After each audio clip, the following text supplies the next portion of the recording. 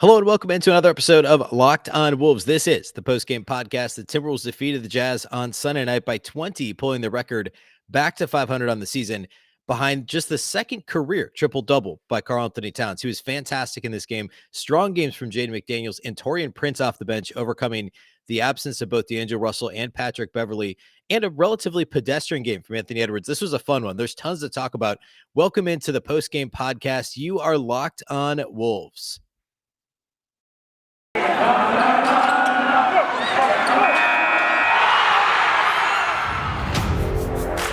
You are Locked On Timberwolves, your daily Minnesota Timberwolves podcast. Part of the Locked On Podcast Network. Your team every day.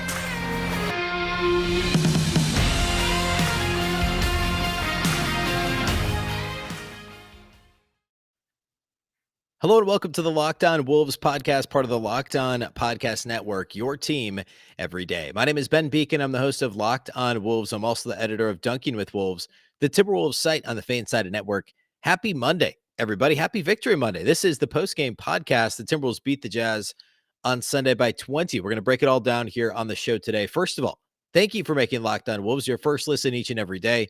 Locked On Wolves is, of course, free and available everywhere. That includes YouTube as well as all of your favorite audio platforms, Apple, Google, Spotify, Odyssey, anywhere you like to listen to podcasts. You can also follow the show on Twitter at Locked On T-Wolves and at Beecken with two B's, two E's, C-K-E-N. All right. As mentioned, the Wolves beat the Jazz on Sunday. This is the postgame podcast. We're going to break it all down, key takeaways, as well as individual studs and duds, as we always do. And there's plenty to talk about in this one. Nearly a wire-to-wire Timberwolves win. And setting the stage, obviously the Utah Jazz struggling of late. They'd lost several in a row, I think 8 out of the last 10, but really been struggling for the better part of the last 3 to 4 weeks. No Donovan Mitchell now for the better part of 2 weeks. No Rudy Gobert for the last 4 games. And then Joe Ingles went down in the second quarter of this one with what appeared to be, unfortunately, a serious knee injury.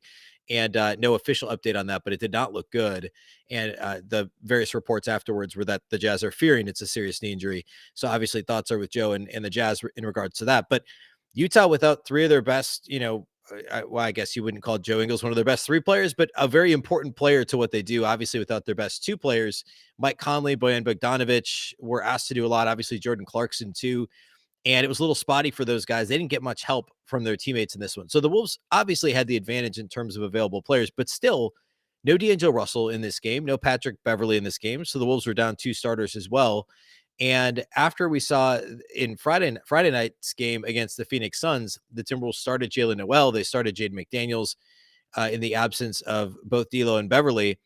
This time around, head coach Chris Finch decides to put those 2 guys back on the bench and instead insert Jordan McLaughlin and Malik Beasley into the starting lineup. We have not seen Beasley in the starting lineup since D'Angelo Russell was on the health and safety protocols list. We haven't seen Jordan McLaughlin in the starting lineup in a very long time. In fact, he'd been out of the rotation entirely before the injury to Russell.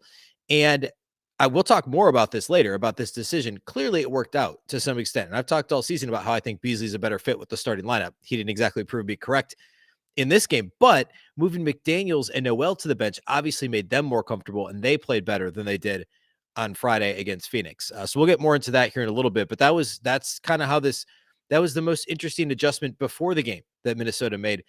Overall, though, the Timberwolves got off to a really slow start offensively. They didn't score for the first 3.5 minutes of this game. Eventually, though, their defense was good enough. They turned defense into offense, and they led by 6 at the end of the first. They were still up 4 at halftime, and it really felt like they should have been up by more. It's just they had enough slippage offensively. The defense generally was pretty solid, and we'll talk more about this later too. But really, point of attack defense, pick and roll defense across the board. Anyone that was guarding the ball did a pretty solid job in this game. And Karl-Anthony Towns did a very good job in pick and roll game, kind of manning the middle. And Malik Beasley, Towns, Jared Vanderbilt, of course, all those guys played very well defensively in this game. I was pleasantly surprised with Beasley in particular. There were a couple of plays where he really stopped the ball in transition, was on the ball handler and actually stuck with him, fought through screens, stayed attached to the hip of the man with the ball, and stuff we don't always see Malik do. He was very willing and able in this game to do that. The third quarter, though, the Wolves were only up by 4 at halftime, and then Karl-Anthony Towns came to life. In the third quarter, Cat scored 16 consecutive points at one point for the Wolves, 18 total in the third quarter, and he did it in every way possible. He hit a couple of 3-pointers. He had a couple of traditional and one plays. He scored on offensive rebounds. He had a put back dunk over the defense or over the defense. Really in any way imaginable. Karl-Anthony Towns was active in scoring in the third quarter, was ultra efficient. The first half, he had a bunch of assists, had a couple in the third quarter, and then he closed the game with a bevy of assists to close out his second career triple double. It was his first triple double in over 5 years, or right around 5 years. It was early in the calendar year of 2016 was his only other career triple double, which I knew he hadn't had many, but I was surprised to learn that he hadn't had one in 5 years. But at any rate, a really solid all around game from Karl-Anthony Towns. And we'll talk more about that here in a little bit too. The fourth quarter, it wasn't completely over. I mean, Minnesota was still up double digits going to the fourth. Utah kind of hung around. I think the closest they got it in the fourth was 12 points. Taurean Prince really came to life. This was a solid all-around game for him, but the fourth quarter was phenomenal. He had a couple three-pointers, a good defensive stop, and then there was, I think, a really nice assist, kind of all in a short span, a couple of big rebounds early in the fourth quarter with the bench unit, with most of the starters on the bench, and with Towns on the bench. Really solid play from Taurean Prince in this game, and we haven't seen that much from him this year. Fantastic stretch in the fourth quarter. It helped that Jordan Clarkson really struggled from the field. He came on a little bit in the second half, but overall shot just 5 of 13 and had 3 turnovers. Also, Mike Conley was solid, but he had 5 turnovers in this game, and Bogdanovich kind of did his thing, standing and shooting open threes. But that was kind of it. Nobody else from the Jazz came to the party. Nobody else scored more than 9 points besides those 3. And they were just sloppy. I mean, 18 turnovers for Utah. That's to be expected when you don't have Donovan Mitchell to key your offense. You don't have Rudy Gobert to anchor the middle, to set screens for the offense. And Utah just did not have a good showing. And that was kind of it. I mean, this was an impressive performance by Minnesota. It took them a minute to find their footing offensively and to really pull away from the Jazz. But it was a game the Wolves should have won by double figures, and they did, and generally was an impressive performance.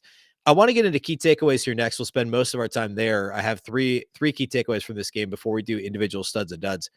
First, though, let's talk about our friends over at Built Bar. It's the new year, and that means New Year's resolutions. If yours is about getting fit or eating healthier, make sure you include Built Bar in your plan. Built Bar is the protein bar that tastes like a candy bar, in a lot of cases even better than a candy bar. Built Bar makes it easier to stick to your resolution. It tastes so good you'll want to eat it, unlike other protein bars, which can be chalky or waxy or taste like a chemical spill. You want to eat healthy, but it just gets so boring. By like week 3, you might be thinking this is just not worth it. Where's the chocolate? Well, Built Bar has you covered, because Built Bars are covered in 100% real chocolate. Built Bars contain just 130 calories, only 4 grams of 4 grams of sugar and 4 grams of net carbs, and 17 grams of protein. Compare that to a candy bar, which usually has around 240 calories, 30 grams of sugar, and dozens of net carbs. Here's an idea for the new year. Go to all your secret treat stashes at home, in the pantry, at the office, in the car, wherever they might be. Throw out all of your sugary or calorie-filled treats and replace them with Built Bars. So when you're craving a snack or a treat, you can reach for something that's healthy and tastes incredible. Even if you're not a huge fan of working out, you can at least eat something that tastes good and is good for you. That way, when you enjoy a delicious Built Bar, you can almost count it as a workout. There's so many flavors to choose from: coconut almond, peanut butter brownie, raspberry, cookies and cream, salted caramel, mint brownie, and many more. In fact, Built is always coming out with new limited time flavors, so check out Built.com often to see what's new. Go to Built.com, use promo code LOCK15 and get 15% off your order. That's promo code LOCK15 for 15% off at Built.com.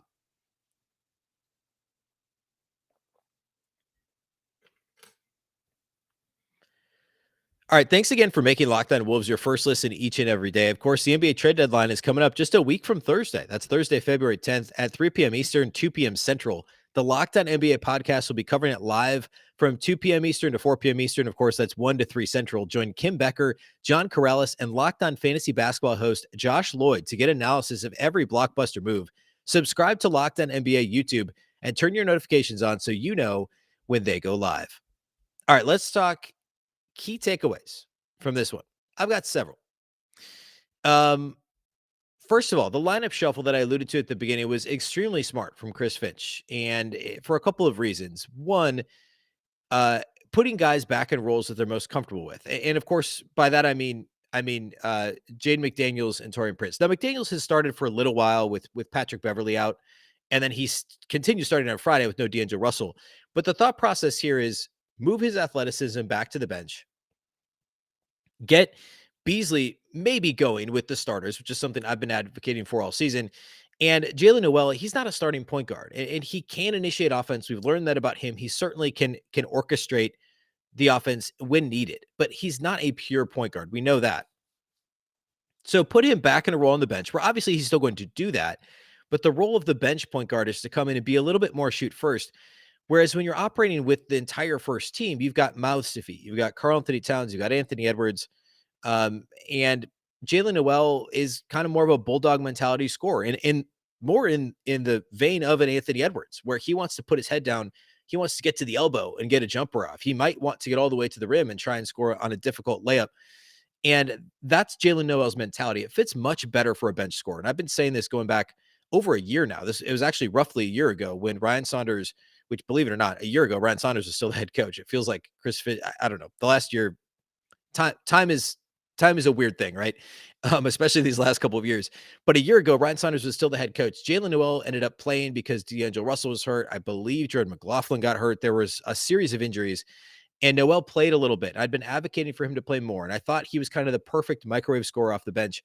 As it turns out, he is. That's his role. He's probably not a starting player in this league. He maybe could be, but he's just one of those guys that fits better as a top reserve. And he can initiate offense in the case of the past week plus. He's been the primary backup point guard, but best case scenarios, he's your secondary playmaker. He's a shoot first off guard off the bench. And in this game, he was able to function as a point guard, but again, with the reserve unit and not as a starter. It allowed Malik Beasley to play with starters, and he didn't have a great game, ended up playing less minutes than Jalen Noel and Jade McDaniels, for that matter, and Taurean Prince, actually. But it also allowed Jade McDaniels to go back to the second unit. And it's not like if you're not starting, you can't mix and match, right? I mean, he ended up playing more minutes than Jared Vanderbilt in this game because McDaniels was so good, and the Wolves, they were riding him offensively. Strangely enough, he was cutting off the ball so well, along with Karl-Anthony Towns with the ball in his hands. McDaniels was doing such a good job as a cutter that Chris Finch couldn't keep him off the floor. So it allowed McDaniels and Noel get back to doing what they're most comfortable with and what their roles with the roles that fit their skill sets best. It gave them a shot to get Malik Beasley going. It had nothing to do with Jordan McLaughlin being worthy of a starting spot, just had to do with keeping Noel in his preferred role, keeping McDaniels in his preferred role. And Jordan McLaughlin actually had a heck of a game. I mean, 12 points, 4 assists, 4 steals for J-Mac, 5 of 6 shooting, knocked down both of his 3-point attempts, hit the corner 3 that got Towns his triple-double, the 10th assist late in the fourth quarter. A really good game for McLaughlin as well. But kudos to Chris Finch for doing that and just flipping what he did Friday and making that lineup change. It worked out extremely well. Secondly, Karl-Anthony Towns. Obviously, the triple-double was fantastic. If you watch this entire game, though, you saw Karl-Anthony Towns under control. And the first half, he didn't have gaudy numbers. He had solid numbers. I think he had maybe 8 points at halftime, something like that. The assist numbers were kind of there. But I made a note in the first half. This is an under control Karl-Anthony Towns game. My exact words were Towns is quiet but under control. That was in the first half before he went nuts in the third quarter. Sure enough, he scores 18 points in the third quarter. But we saw this from the start of the game. Even though there was no Rudy Gobert, we've seen Karl-Anthony Towns in situations like this where he thinks, okay, I'm going to eat. I'm going to go nuts. I'm going to score in the paint. I'm going to knock guys over. He gets called for offensive fouls. He misses bunnies at the rim. He, overdoes it. He was completely under control in this game. And even though it was a quiet first half, in the third quarter, he had bided his time and he was able to just kind of take the game over.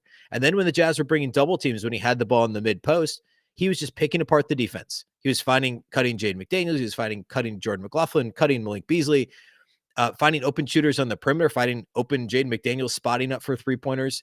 The Jazz were daring the likes of McDaniels to beat them from the perimeter, and they did in this game. And that will bring me to my second point. I'm not quite ready. That was a premature segue. Let me finish this point. Towns was completely under control, and this was just a really fun game for him. Efficient shooting the ball, got to the free throw line 9 times, made 8 of his free throw attempts, only turned it over once, only 3 total fouls in this game, and I don't believe any of them were offensive.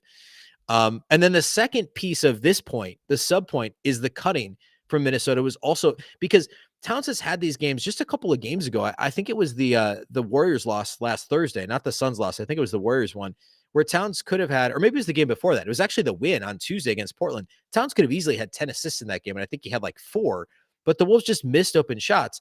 This wasn't just perimeter jumpers, though. This was probably half of his assists, and I didn't count them up, but it had to have been probably 5, maybe 6 of his assists were cutters in the paint, just getting open, finding space, cutting to the open spot on the floor. The Timberwolves spacing was fantastic in this game.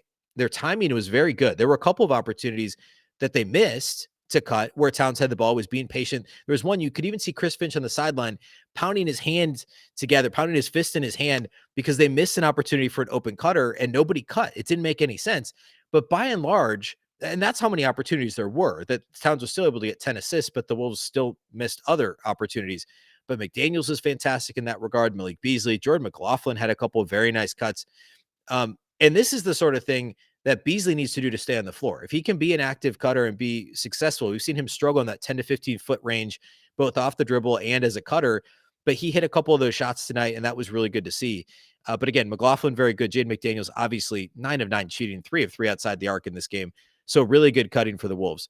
My last key takeaway is the performance of the ancillary players. In this game, the Timberwolves overcame no D'Angelo Russell, and a poor, I wouldn't, you could call it a poor game from Anthony Edwards. 6 of 16 shooting, 2 of 9 outside the arc, only 1 free throw attempt in 36 minutes played, and he had 5 turnovers to 4 assists for Anthony Edwards, and he wasn't all that great defensively. So we'll call it a poor game from Ant. So put it this way. Anthony Edwards and D'Angelo Russell combined to make 6 shots in this game and score 15 points because there was no D'Angelo Russell. And so in a game like that, if you're going to beat a team, even a shorthanded team like the Jazz are still a well-coached team. They still had some good players on the floor, Mike Conley, Bogdanovich, it's still Jordan Clarkson. It's still a good team. The Timberwolves were able to win by 20 because of those ancillary players stepping up and doing exactly what the Wolves expected. And I guess in the case of a perfect shooting night from Jordan McLaughlin, more.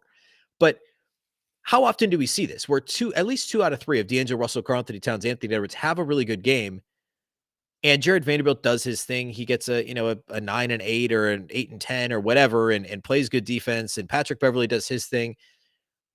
But then the other guys don't hit the open shots. I've lamented this often in these losses. Certainly the Warriors loss last Thursday was a great example. Those extra pieces just miss shots. Taurean Prince missing open shots. Jade McDaniels missing open shots.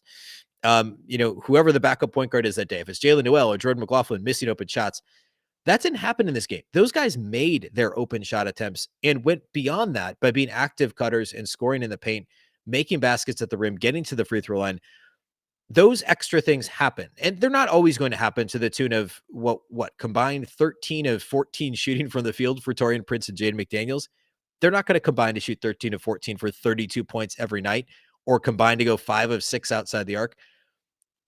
But if they could be a little closer to that than some of the debacles we've seen in it really throughout the season, where these guys are missing open shots. Watch the Golden State Warriors. Jordan Poole Jordan Poole is now evolved beyond simply a role player, but he doesn't miss open shots. The role players in the Warriors don't just miss wide open shots.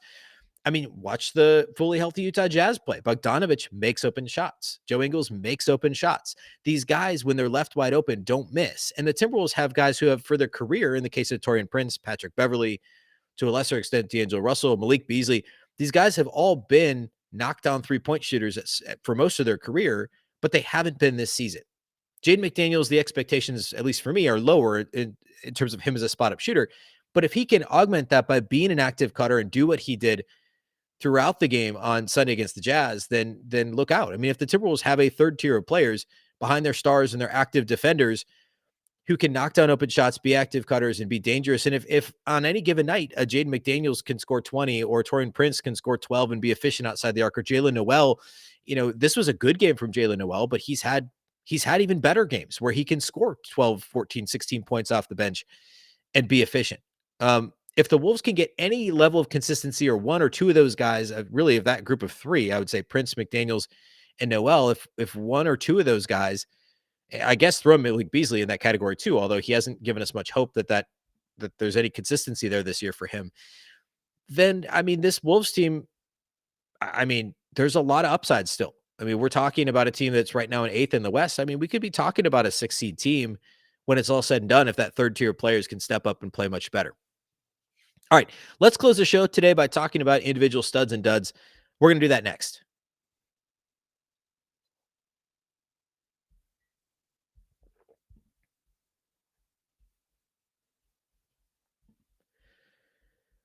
All right, let's talk individual studs and duds from the Timberwolves win over the Jazz.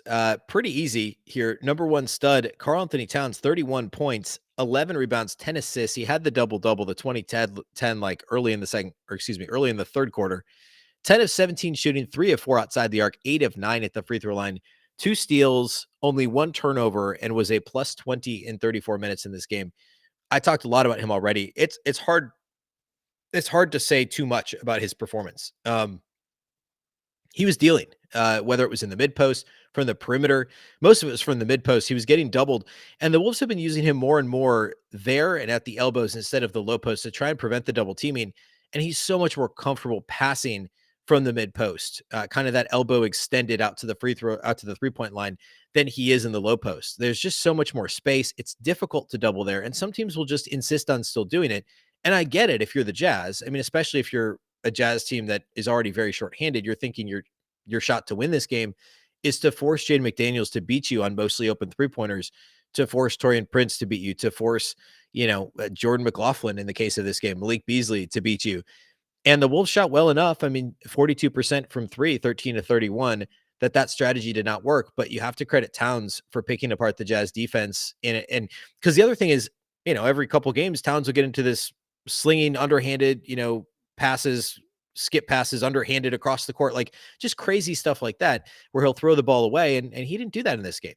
10 assists, 1 turnover in 34 minutes for Cat. Hard to play much better than what Karl-Anthony Towns did on Sunday night. So he is the number one stud in this game. Number two, Jade McDaniels. This isn't a hard one either. 22 points on 9 of 9 shooting for Jade McDaniels in 27 minutes. 3 of 3 on 3-point attempts. He had a couple of just ferocious dunks in this game. 4 assists, 2 rebounds in 27 minutes, and only 2 turnovers. He was a team best or game best, plus 24 in 27 minutes in the plus minus column. Well-rounded game. I talked about him a lot already too. Very good as a cutter, very good as a spot-up shooter.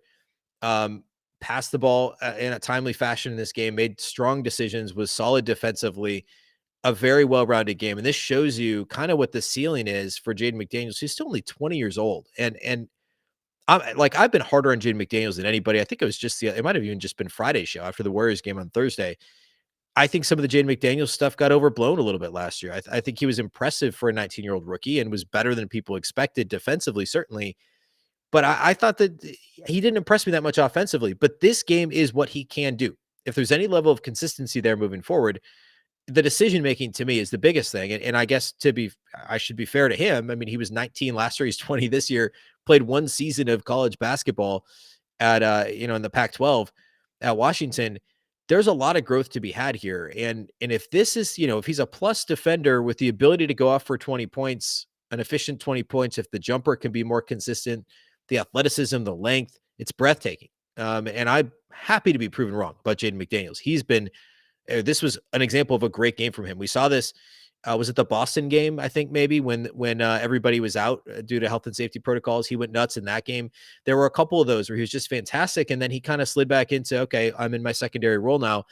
But it wasn't like an active, effective secondary role. It was I'll take not just the back seat, but I'll sit a few rows back on the bus type of a thing, right? It wasn't like I'm ready to go. I'm going to play my role to the fullest, and I'm going to engage, and I'm going to hit my open shots. It was kind of, he went from being the guy when guys were out to taking more than just a backseat. And now this obviously 22 points, second of the team in scoring in this game. He took on more of that starring role with no D'Angelo Russell. But if he can find that happy medium where he can effectively hit open jumpers and be an effective cutter and all that stuff, that's what they need him to do on a consistent basis. And this again is an example of what he can do when he plays to the best of his abilities, and it really hints at what his ceiling is, which is frankly frightening. The third one, I'm going to actually split this. I'm going to cheat a little bit today. I'm going to split it between Taurean Prince and Jalen Noel. Taurean was amazing. 10 points on 4 of 5 shooting, 2 of 3 outside the arc, 7 rebounds.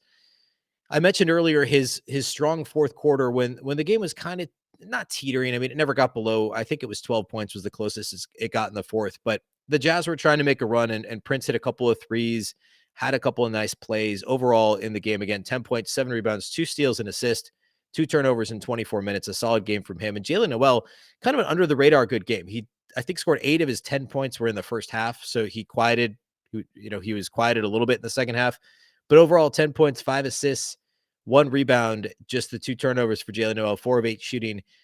And that was his night. So a solid game from Jalen, a solid game from Taurean Prince. And the Wolves bench as a whole. I mean, we've talked about everybody. Nas Reed was fine. 6 points, 3 rebounds, 3 assists in 14 minutes.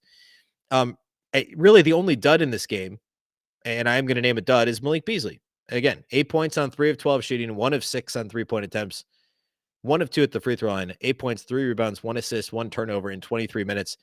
Still, I still like him running with this. If guys are out, if Patrick Beverley's out, if D'Angelo Russell's out, I'd rather play him with the starters and let Noel come off the bench.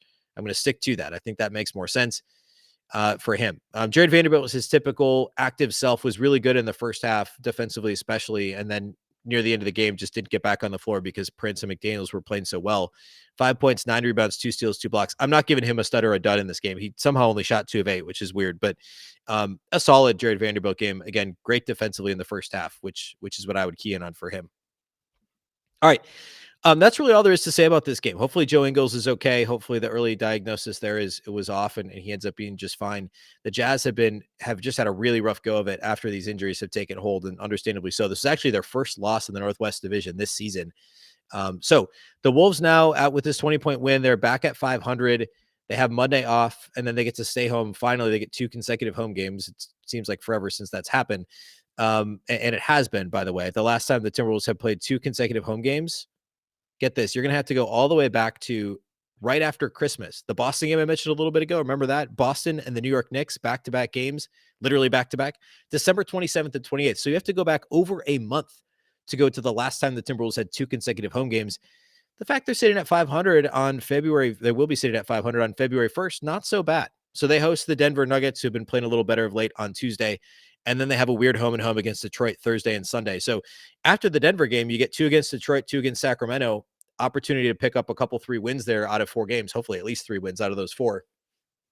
But at any rate, Denver Tuesday, we'll preview that game on Tuesday's show. We'll preview that, and we'll talk about the power rankings across the league and any other potential trade deadline rumors that come up, because we're just a little over a week and a half away now from the deadline next Thursday. So that's all we have for today here on the show. Thank you once again for listening to Locked On Wolves. Of course, the Locked On Wolves podcast is part of the Locked On Podcast Network.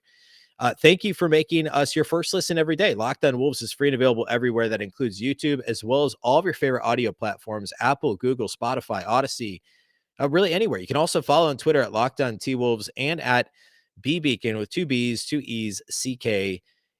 Again, Locked On Wolves, part of the Locked On Podcast Network. A reminder that the Locked On Network is your local experts on all the biggest stories. Also, a reminder about our friends at Locked On Bets. As long as you're making Locked On Wolves your first listen, make your second listen Locked On Bets. It's your daily one-stop shop for all your gambling needs.